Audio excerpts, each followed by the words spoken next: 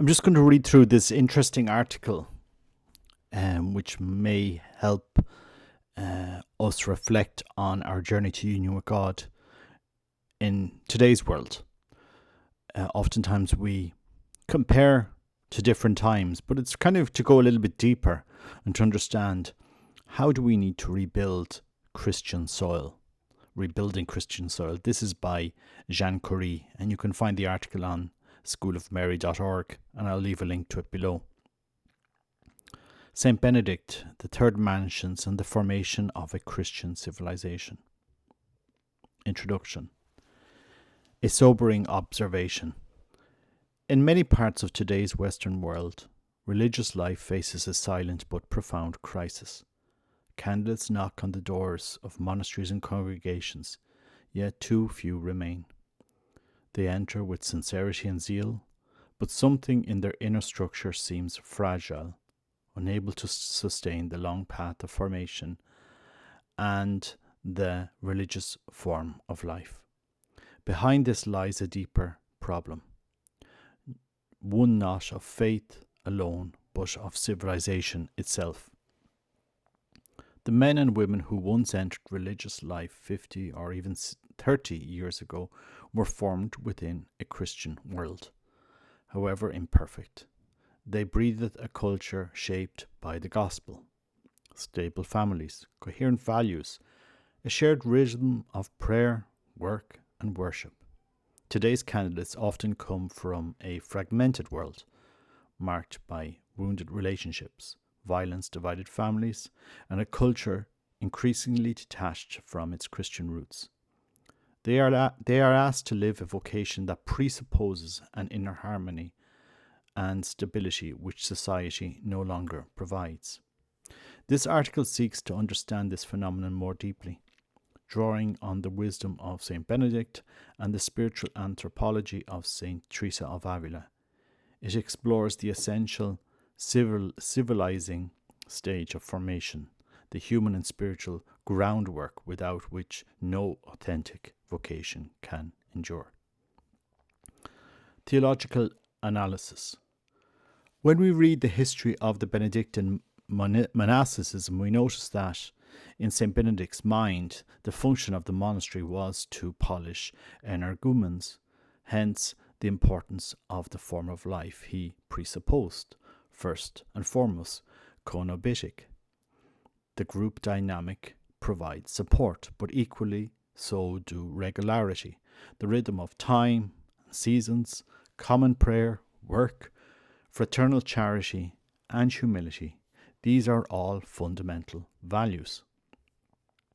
If we look at the structure of the spiritual life according to St. Teresa of Avila's interior castle, we see that reaching the third mansions requires a similar kind of effort. Learning to avoid sin, growing in virtue, leading a regular life, having steady work, and so on. We can clearly see that the Benedictine life tend towards the possession of land, that is, the cultivation and ordering of the earth. Strangely, the notion of vocation in the sense of a personal call from Christ, a personal relationship with Him, is not what immediately stands out.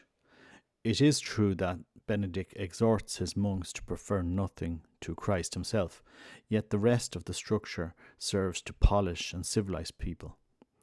Attention to art and culture too moves in the direction of this possession of the land. We might say that in principle, deeper or more mystical stages, those belonging to the realm of the second conversion, are not envisaged.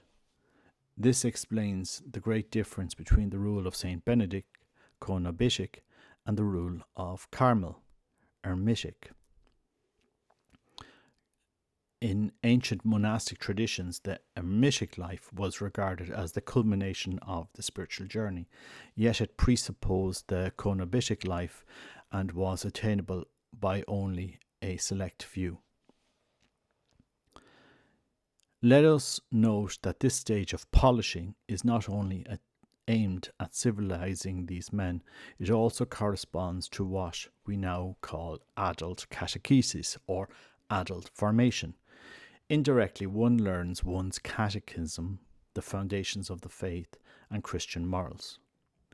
Today, it would seem that we sometimes find ourselves, especially in the Western world, in a situation similar to the one St. Benedict faced. The young people knocking on the doors of religious congregations do not appear ready for religious life, as it was understood 60 years ago, when it was born from a properly Christian civilizational context. As a result, lacking a long-lasting solid Christian foundations, they leave. Vocations fail to persevere. An ethic of regularity, work, balance, and prayer provides a foundational framework. Learning to conform to it is a long process. One cannot skip stages. There is no jumping from the second mansion to the fourth. The person's inner structure is too weak. They will inevitably fall back. The third mansion serve a structural humanizing function akin to the basic civil virtues. Think of the 430 years of the people of God spent in Egypt. Why send them first to Egypt, which was much farther from the promised land? Why allow them to grow there for 430 years? It was a stage of civilization. Egypt was an organized country, governed by laws, liturgies, customs, and labor. Settlement in Egypt was necessary before beginning the journey through the Red Sea. At first, Egypt was not a land of slavery. It was a land of welcome, a land that offered a mature and functional civilization. This is precisely the stage that corresponds to the third mansions. He said, I am God, the God of your father. Do not be afraid to go down to Egypt, for I will make of you a great nation. Genesis 43:6. Note, the biblical text itself frames Egypt not simply as a place of exile, but as a land of organization, law, culture, which allowed the Israelites to grow and survive. A few points to consider. Cultural and civilizational benefit. Egypt offered a structured society, agriculture, administration, liturgy, and public order. Living there for 430 years, the Israelites would have absorbed many ways of organization, work ethic, and practical wisdom that helped shape their communal and personal capacities. Midrashic echoes. Some Jewish sources note that the life in Egypt, despite oppression, was formative. Exodus, Rabbah, and Talmudic commentaries hint at Egyptian knowledge and systems as something the Israelites could learn from or adapt. It's a long period of cultural exposure that implicitly prepares them for nationhood. Typological reading. In a Christian theological lens, the time in Egypt can be read as a civilizational catechesis stage, analogous to Moses' formation, but extended to the people at large. It's a period where God allows external structures and culture to strengthen their inner structure before the supernatural vocation is fully realized in Exodus. In this sense, catechesis, whether through OCIA or other forms, is not merely about learning rules and stopping there. It is, in fact, a way of possessing the land, a building of Christian civilization with its own culture and art. This is why John Paul II spoke so often about culture. The Catechism is not simply a book, nor merely a body of teaching to help us grow our faith, our liturgy, our morals, or the basics of prayer. In its deeper and broader sense, catechesis aims to shape a civilization, a land, a humus, as we say in French, a soil that is truly Christian, rich, and capable of sustaining Christianity. The groundwork for discipleship.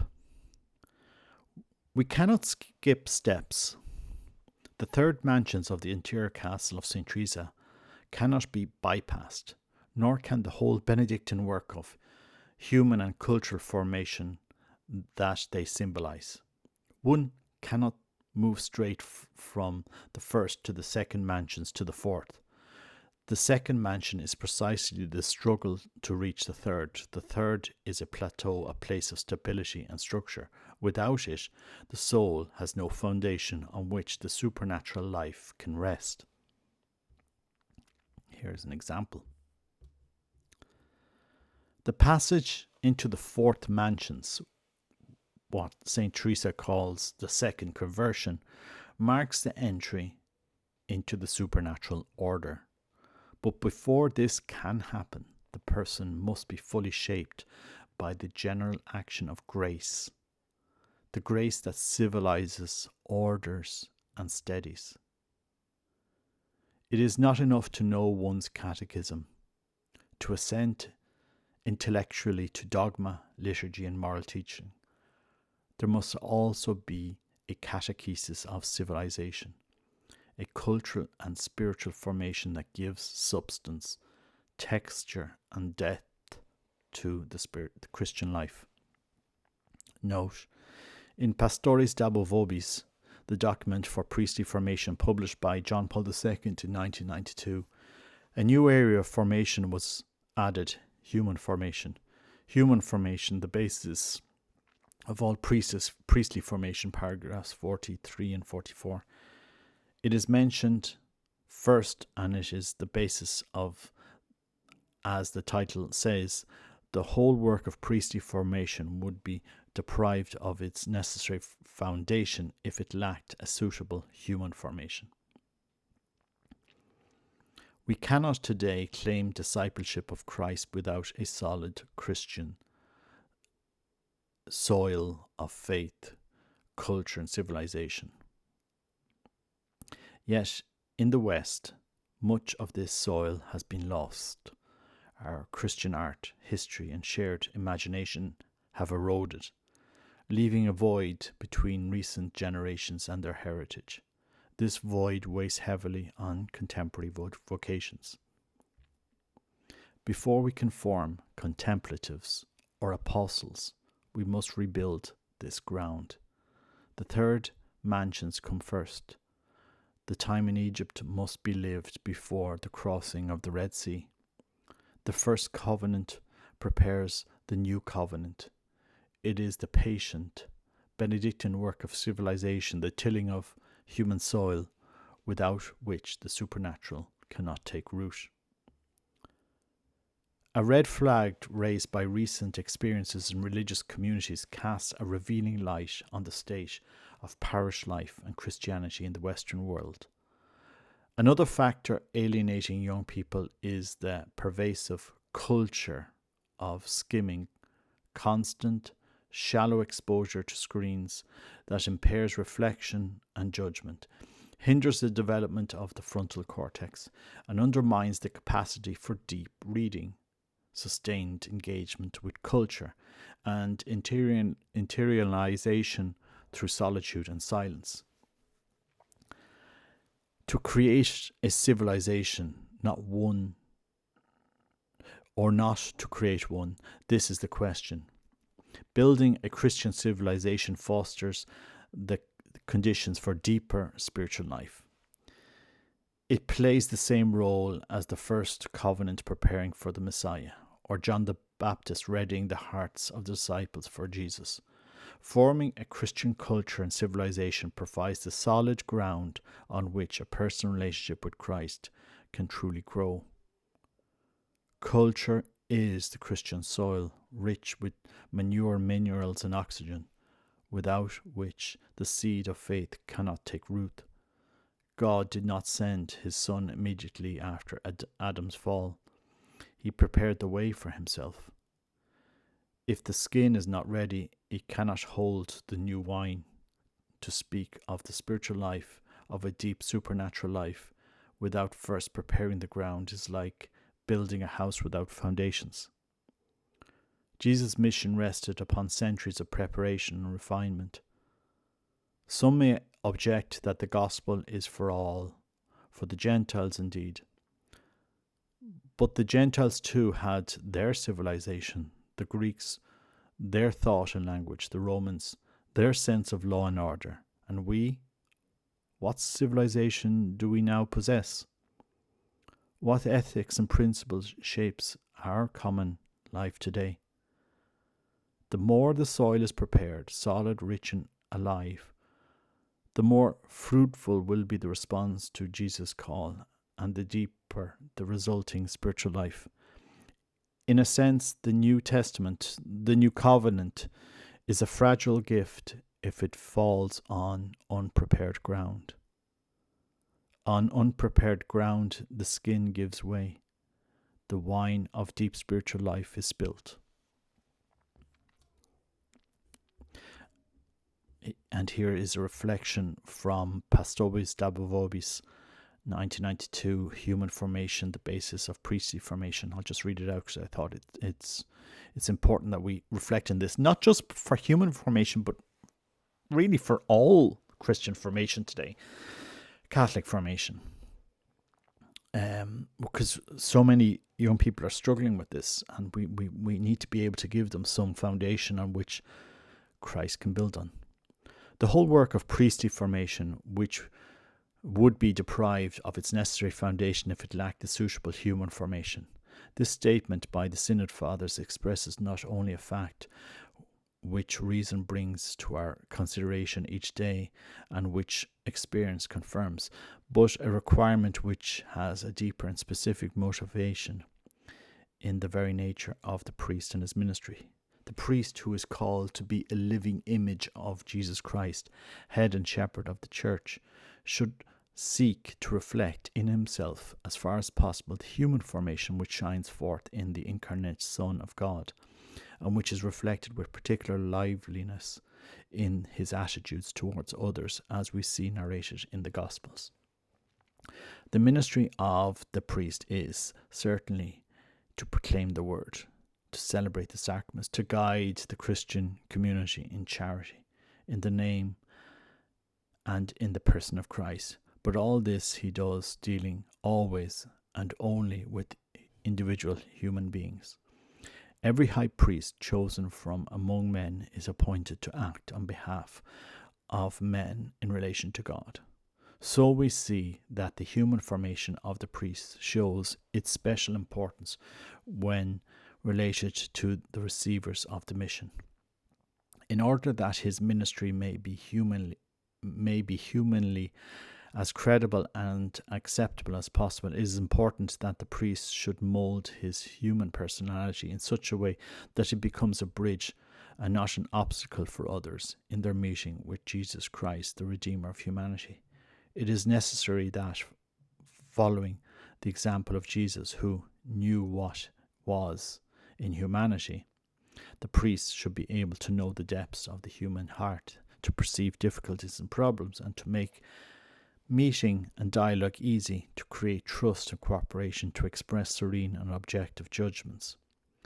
Future priests should therefore cultivate a series of human qualities, not only out of proper and due growth and realization of self, but also with a view to ministry.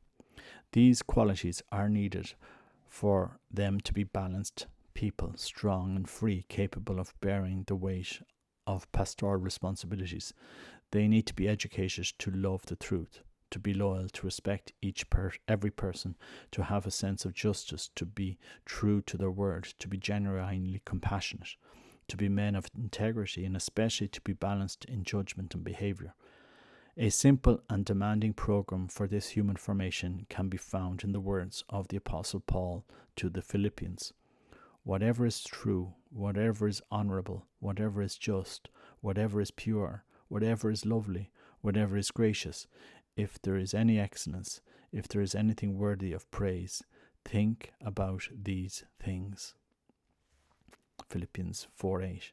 It is interesting to note that Paul, precisely in these profoundly human qualities, presents himself as a model of his faithful, for he goes on to say, "What you have learned and received and heard and seen in me, do." A special importance is the capacity to relate to others. This is truly fundamental for a person to be called, who is called to be responsible for the community and to be a man of communion. This demands that the priest not be arrogant or quarrelsome, but affable, hospitable, sincere in his words and heart, prudent and discreet, generous and ready to serve, capable of opening himself to clear and brotherly relationships, and of encouraging the same in others, and quick to understand, forgive, and console. People today are often trapped in situations of standardization and loneliness, especially in large urban centres, and they become ever more appreciative of the value of communion. Today, this is one of the most eloquent signs and one of the most effective ways of transmitting the gospel message. In this context, affective maturity, which is the result of an educational and true and responsible love, is a significant and decisive factor in the formation of candidates for the priesthood. Affective maturity presupposes an awareness that love has a central role in human life. In effect, as I have written in the encyclical Redemptor Hominis, a Redeemer of Men in Latin, man cannot live without love. He remains a being that is incomprehensible for himself. His life is meaningless if love is not revealed to him. If he does not encounter love, if he does not experience it or make it his own, he does not participate intimately in it. We are speaking of a love that involves the entire person, of all his or her aspects, physical, psychic, and spiritual, and which is expressed in the nuptial meaning of the human body, thanks to which a person gives oneself to another and takes the other to oneself. A properly understood sexual education leads to understanding and realizing this truth about human love. We need to be aware that there is a widespread social and cultural atmosphere which largely reduces human sexuality to the level of something commonplace, since it interprets and lives it in a reductive and impoverished way by linking it solely with the body and with selfish pleasure. Sometimes the very family situations in which priestly vocations arise will display not a few weaknesses and at times even serious failings. In such contexts, the education for sexuality becomes more difficult but also more urgent. It should be truly and fully personal and therefore should present chastity in a manner that shows appreciation and love for it as a virtue that develops the person's authentic maturity and makes him or her capable of respecting and fostering the nuptial meaning of the body. Education for responsible love and affective maturity of the person are totally necessary for those who, like the priest, are called to celibacy, that is, to offer, with the grace of the Holy Spirit and the free response of one's own will, the whole of one's love and care to Jesus Christ and His Church. In view of the commitment to celibacy, affective maturity should bring to human relationships of sincere friendship and deep brotherliness a strong, lively, and personal love of Jesus Christ. As the Synod Fathers have written, a love for Christ, which overflows into the dedication to everyone, is of the greatest importance in developing affective maturity. Thus, the candidate who is called to celibacy will find in affective maturity a firm support to live chastity and faithfulness and joy. In faithfulness and joy. Since the charism of celibacy, even when it is genuine, has proved itself, leaves one's affections and instinctive impulses intact, candidates to the priesthood need an affective maturity which is prudent, able to renounce anything that is a threat to it, vigilant over both body and spirit, and capable of esteem and respect in interpersonal relationships between men and women. A precious help can be given by a suitable education in true friendship, following the image of bonds of fraternal affection which Christ himself lived on earth. Human maturity, and in particular affective maturity, requires a clear and strong training in freedom, which expresses itself in convinced and heartfelt obedience to the truth of one's own being and to the meaning of one's own existence. That is, to the sincere gift of self as the way and fundamental content of authentic realization of self. Thus understood, freedom requires the person to be truly master of oneself, determined to fight and overcome the different forms of selfishness and individualism which threaten the life of each one, ready to open out to others, generous in dedication and service to one's neighbour. This is important for the response that will have to be given to the vocation, and in particular to the priestly vocation, and for the faithfulness to it and to the commitments connected with it, even in times of difficulty.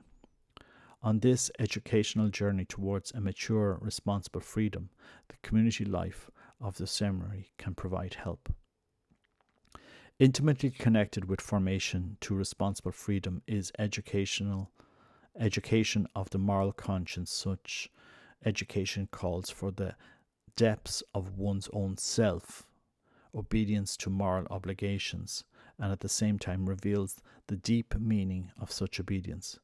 It is a conscious and free response, and therefore a loving response to God's demands, to God's love. The human maturity of the priest, the Synod Fathers write, should include especially the formation of his conscience, in order that the candidate may faithfully meet his obligations with regard to God and the Church, and wisely guide the consciences of the faithful. He should become accustomed to listening to the voice of God, who speaks to him in his heart, and to adhere with love and constancy to his will. And so that's those are paragraphs ending in 132,